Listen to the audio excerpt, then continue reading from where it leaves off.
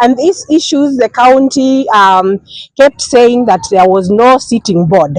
Now we know that there is a public service, county public service board that is fully constituted, and therefore we need our officers promoted and designated immediately. Those that do not require, or rather they do not have financial implications, need to have their letters ASAP.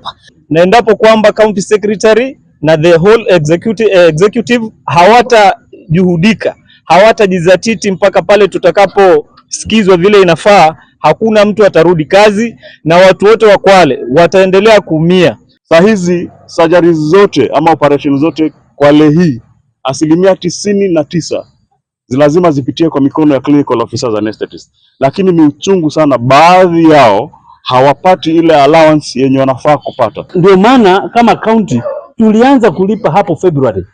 Najua tuna arrears ya 19 months and I think by that is it 20 or 21 months, something like that, imeongezeka. We have been in the discussion ya kwamba as soon as the next financial year ikianza, we might not meet all those months kama hizo 19, but we can start from somewhere.